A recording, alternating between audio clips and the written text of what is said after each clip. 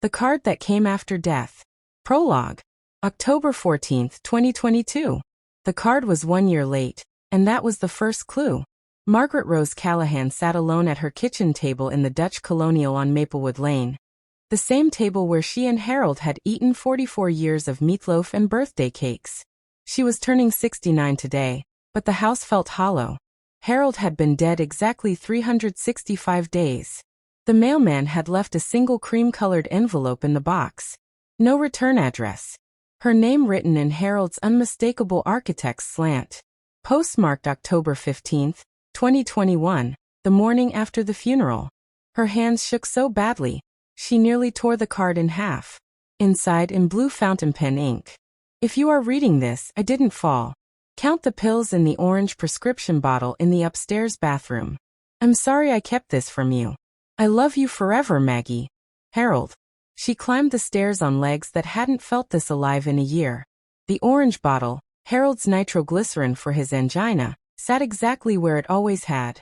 Label. Refilled September 20th, 2021. Take one as needed.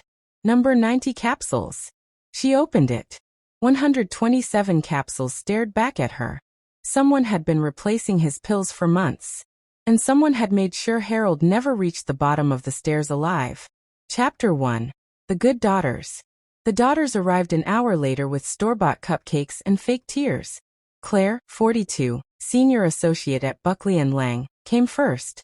Tailored black suit even on a Saturday, blonde hair in a knot so tight it looked painful. Rebecca, 40, the real estate golden girl of Greater Cleveland, followed in Lululemon and oversized sunglasses. Even though the October sky was the color of dishwater. Happy birthday, Mom, Claire said, air kissing somewhere near Margaret's cheek. We brought sprinkles, Rebecca added, already scrolling her phone. The funfetti ones you like. Margaret let them hug her. Let them fuss. Let them believe she was still the soft, grieving widow they had spent a year molding. Because Harold had left instructions. And Margaret Rose Callahan had never disobeyed her husband in 44 years of marriage. She was about to start following orders again. Chapter 2. The House That Remembers.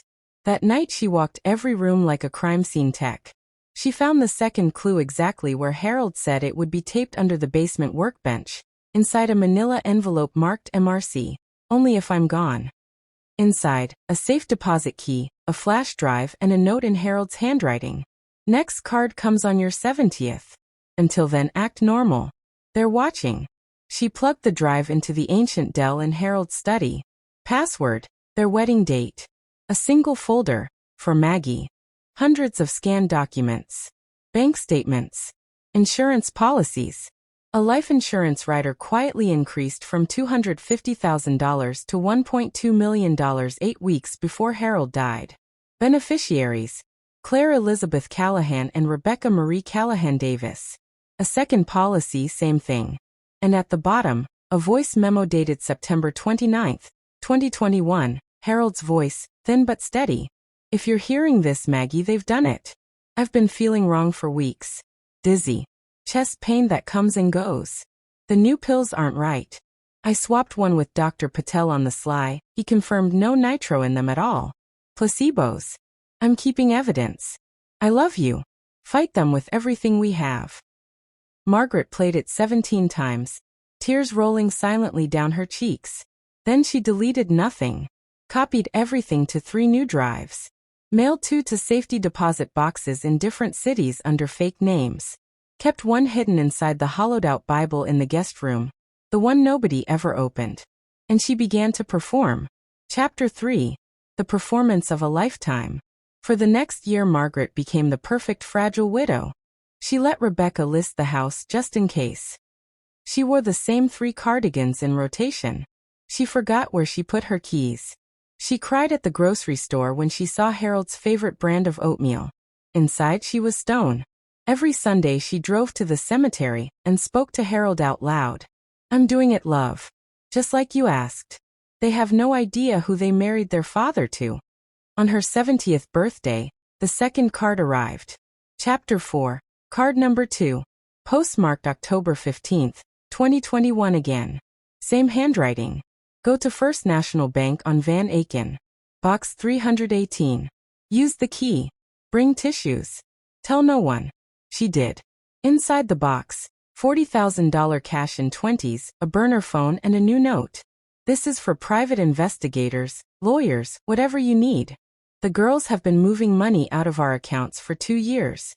Rebecca's real estate partner. Dylan is worse than you know. Next card in 1 year. Stay alive, Maggie. I'm still with you. Margaret hired Tom Riley the next week. Retired Cleveland PD detective, 63. Looked like somebody's kind grandfather. Charged $125 an hour. And worth every penny. His first report, 3 weeks later. Your daughters have transferred $487,000 out of joint accounts since 2019. Mostly to an LLC called RMD Properties, Rebecca's company, co-owned by one Dylan Michael Ross. Mr. Ross has 3 prior arrests for fraud in Florida under different names. Also, your husband's nitro prescription was filled at 3 different pharmacies in the last year. All by Claire using forged signatures. Margaret read it on the back porch, wind whipping the pages. She looked up at the sky and whispered, I'm going to bury them, Harold. I swear on every year we had. Chapter 5. The Garden Club Widow. Margaret joined the Shaker Heights Garden Club in November. Claire and Rebecca thought it was adorable. They had no idea she now had 35 70-year-old women who noticed everything. Gladys Kowalski, 81, former court stenographer, taught Margaret how to record phone calls legally in Ohio, one-party consent. Ruth Ann Miller, 76, ex-IRS auditor, offered to take a little peek at Rebecca's tax returns for the price of homemade lemon bars. By spring, Margaret had a quiet army. Chapter 6. Rebecca's Open House. Rebecca scheduled an open house for the Maplewood Lane property in April, priced at $1.39 million. Margaret baked cookies like a good mother, and stood in the kitchen smiling while strangers traipsed through her memories. Dylan Ross, Rebecca's partner, arrived in a $120,000 Porsche, and a watch that costs more than most people's cars. He kissed Margaret on both cheeks like they were European royalty. Mrs. C. You're gonna love the new place we found for you in Judson Park. Top floor corner unit. $1 million view. Margaret smiled sweetly. I'm sure I will, dear. Harold always said views were overrated. He preferred roots. That night she mailed Dylan's fingerprints, lifted from a wine glass, to Tom Riley. Chapter 7. Card number 3. October 14th, 2023. Margaret turned 71. The card came inside a bouquet delivery, hidden in the baby's breath. They want you in assisted living by Christmas. They've already paid the deposit with your money. Check the Judson Park contract in Claire's briefcase when she visits Sunday. I'm still proud of you, Maggie. Sunday brunch. Claire brought bagels and a thick folder. While Claire was in the bathroom, Margaret photographed every page with the tiny spy camera Gladys had sewn into her purse. Page 17. Deposit $185,000, non-refundable, paid from Margaret R. Callahan Revocable Trust. Signature line already forged in Margaret's name. Margaret served more coffee with steady hands and a smile that never reached her eyes. Chapter 8. The First Crack. December 2023. Claire's husband David filed for divorce. He wanted the Lakewood house, the BMW, and half of Claire's partnership draw that didn't exist anymore because the firm had put her on unpaid leave pending an ethics investigation. Someone had anonymously reported forged prescriptions. Claire showed up drunk at 11 p.m., mascara rivers down her face. Mom, I need to borrow $90,000. Just temporarily. I'll pay it back, I swear. Margaret poured her tea and said gently, Darling, your father and I always taught you to live within your means. Claire threw the teacup against the wall. You don't understand. They'll ruin me. Margaret cleaned the shards without a word. She understood perfectly. Chapter 9. The Private Investigator's Christmas Present. Tom Riley's holiday report was wrapped in Santa paper. Dylan Ross's real name, Daniel Rossini, wanted in Florida for real estate fraud. Rebecca's LLC had laundered $2.4 million in the last 4 years. Claire had written herself 12 consulting checks from Margaret's trust totaling $311,000. Both daughters had taken out Keyman life insurance policies on Harold 6 months before he died, $500,000 each, double indemnity for accidental death. Tom added a post-it. Merry Christmas, Mrs. C. We're ready when you are. Margaret hung a single ornament on the tree that year. A tiny brass house key. Harold's voice in her head. Not yet, Maggie. One more year. Chapter 10. The Judson Park Campaign. Spring 2024. The daughters went into overdrive. Daily visits. Tears, guilt trips. Mom, you fell last week. She hadn't. Mom, the stairs are dangerous. Mom, we found the perfect place. You'll have friends. Activities. They even have a beauty salon. Margaret let them move furniture to stage the house. She let them pack Harold's clothes for donation. She let them schedule the moving truck for June 1st. On May 31st she baked lasagna, invited both daughters for dinner, and served it with a smile. After dessert she said quietly, I've decided you're right. I'll sign the Judson papers tomorrow. Rebecca actually cried with relief. Claire hugged her so hard Margaret could feel the tremor of desperation. That night Margaret moved the 3 hidden flash drives, the burner phone, and Harold's 7 birthday cards into a waterproof box and buried it under the peace roses in the backyard. Chapter 11. Card number 4. October 14, 2024. 72 years old. The card was inside a box of Russell Stover chocolates delivered to Judson Park. She had already moved in. Room 412, corner view. They're selling the house next week. Closing is October 20th. Everything you need is on the new drive in the chocolates. Tell Tom it's time. I love you more than yesterday. The new drive contained audio files. Harold must have worn a recorder in his shirt pocket for weeks. File September 12, 2021. Claire's voice. If we up the policies now, the insurance company won't question it. Old people increase coverage all the time. Rebecca. Once he's gone, we move her out fast. Judson has a 6-month wait list, but money talks. File September 28, 2021. Rebecca. The placebo capsules look exactly the same. He'll never notice. Claire. And if he does, well, confusion is part of the disease, right? Margaret listened in the Judson Park laundry room at 3 a.m., so no one would hear her scream. Chapter 12. The Quiet Rebellion. October 2024. Judson Park Senior Living, room 412. Margaret began weaponizing the very prison her daughters had built for her. Judson Park had excellent Wi-Fi, a computer lab, and a weekly tech help for seniors class taught by a sweet 23-year-old named Malik who had no idea he was now an accomplice to felony-level revenge. Within 2 weeks Margaret had a brand-new Proton Mail account under the name Rose Garden 71, a Signal account on a burner phone registered to Gladys Kowalski, a private YouTube channel with 0 subscribers, and a ring of 8 Garden Club widows who now called themselves the Rose Brigade. Chapter 13. The first upload. October 18, 2024. 2 days before the Maplewood house closing. Margaret sat in the Judson Library at 2:17 a.m. and uploaded a 43-second clip to her private channel titled Conversation. September 28, 2021. It was Rebecca's voice, crystal clear. The placebo capsules look exactly the same. He'll never notice. She sent the link to Tom Riley with one line. Green light. Send to the people on the list. By sunrise the clip had been anonymously emailed to the Ohio Board of Pharmacy, the Cuyahoga County Prosecutor's Elder Abuse Unit Channel 5 investigative reporter Lauren Fletcher, who owed Tom Riley a favor from 1998, and for fun, Dylan Ross's probation officer in Florida. Chapter 14. Closing Day.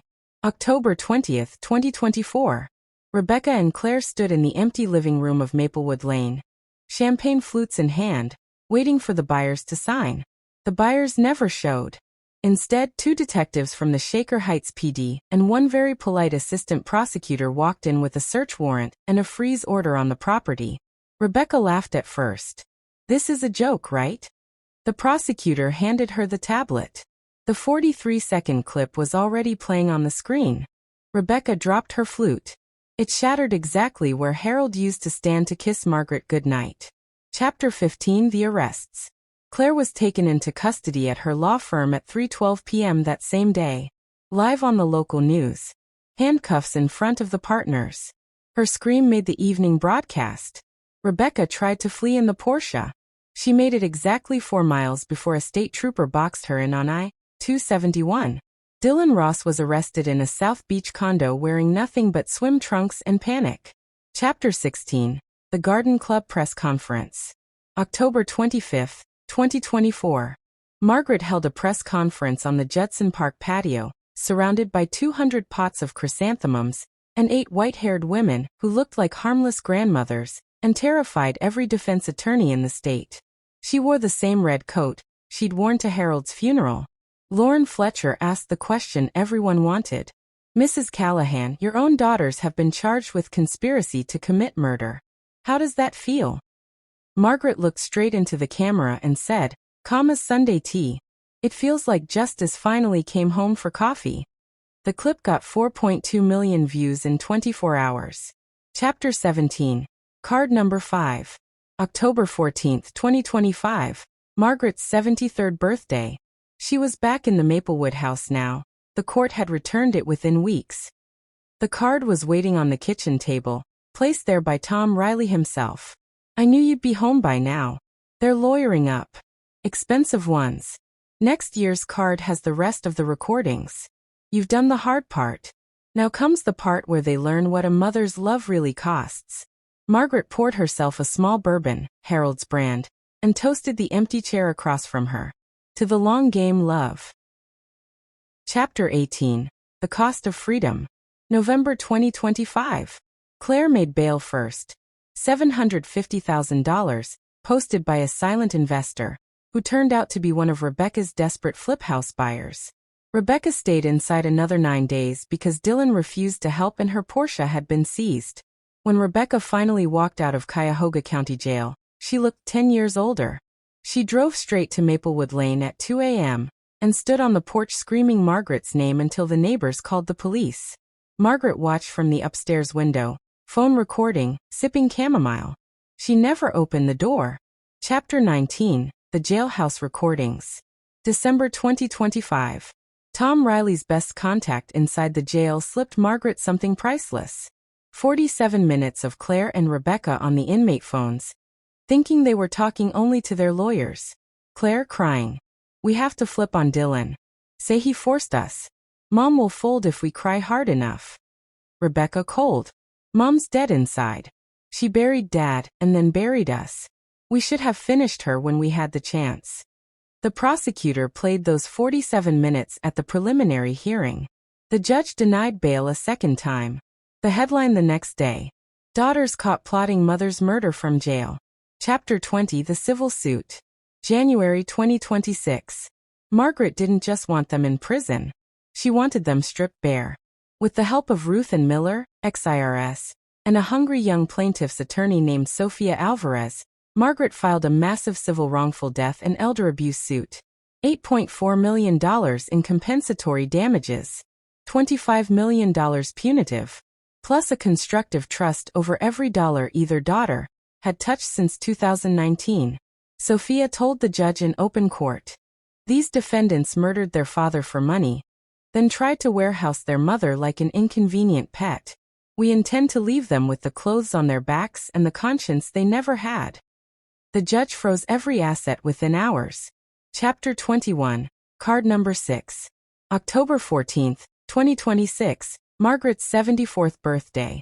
The card was delivered by certified mail this time, return address. H. Callahan, care of Riley Investigations.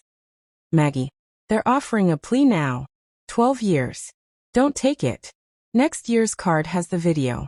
You've carried this long enough. Let the world see who they really are. Margaret framed the card. She hung it above the fireplace where Harold's Architectural Awards used to be. Chapter 22. The Discovery. Spring 2027. During civil discovery, Rebecca's hard drive was imaged. Hidden folder. Plan B Mom. Inside.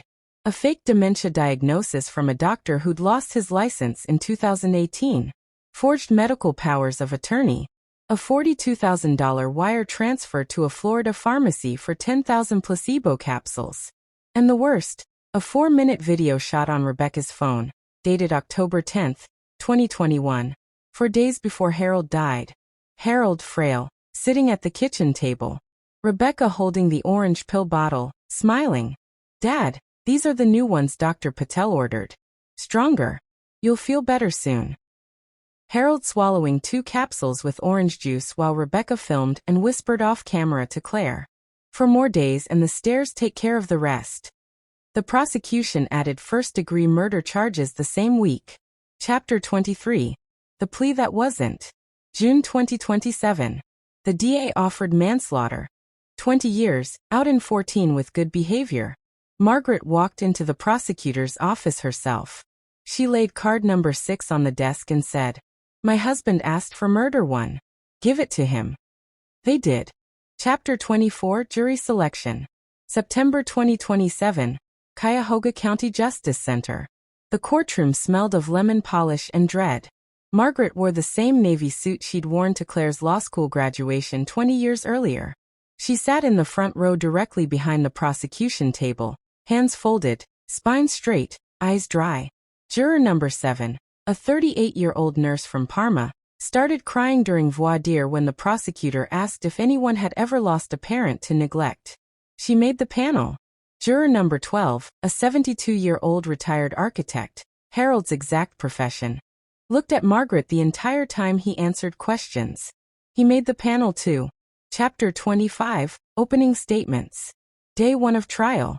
Assistant Prosecutor Marcus Tate stood and did not raise his voice once. Harold Callahan did not fall down those stairs. He was pushed slowly, deliberately, lovingly, over the course of 14 months by the 2 people he trusted most in this world. His daughters.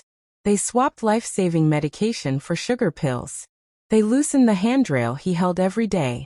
They filmed him swallowing poison while they smiled.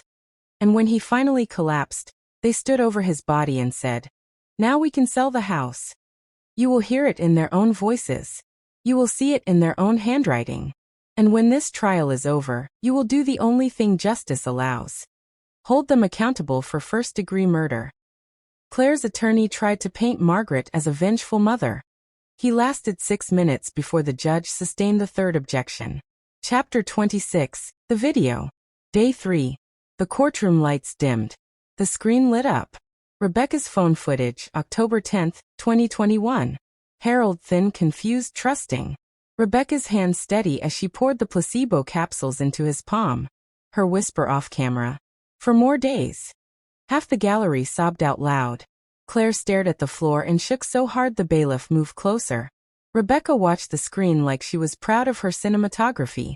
When the lights came up, Margaret finally let herself cry, quietly, the way widows do when the world finally sees the truth.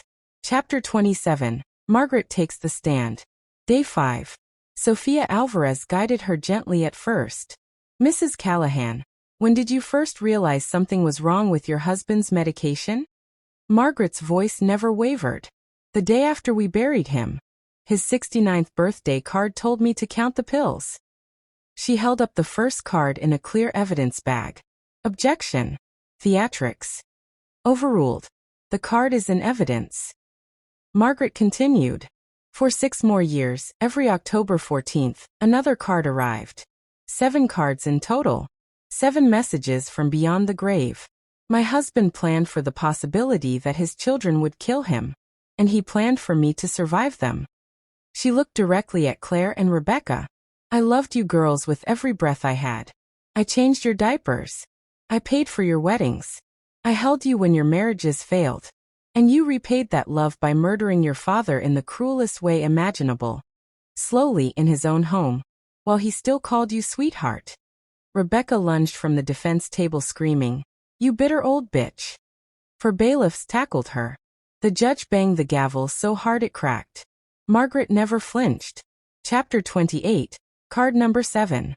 Still on the stand, last question of the day. "Sophia, Mrs. Callahan, do you have the 7th and final birthday card with you?" Margaret reached into her purse and removed the cream envelope every reporter in the country now recognized. "May I read it to the jury?" The judge nodded. Margaret opened it with steady fingers. October 14, 2027. My dearest Maggie, if you are reading this in court, it means you won. It means the girls are hearing every word. It means the world finally knows who they chose to become. I never blamed you for not seeing it sooner. You loved them the way a mother is supposed to, without conditions, without suspicion. That is your gift. Their betrayal is their shame, never yours. Tell the jury I forgive them. Tell them I still see the little girls who used to fall asleep on my chest. But forgiveness does not erase consequences. Take back our home. Plant roses where they tried to bury us. Live Maggie. Live loudly, fiercely, unapologetically. I will be the breeze in the garden every evening at 6. All my love, forever and one day more. Harold. P.S. You were always the stronger one. Margaret folded the card, placed it back in the envelope and looked at the jury. He was wrong about one thing, she said softly. I wasn't stronger. I was just too stubborn to let them win. There was not a dry eye in the courtroom, including the court reporters.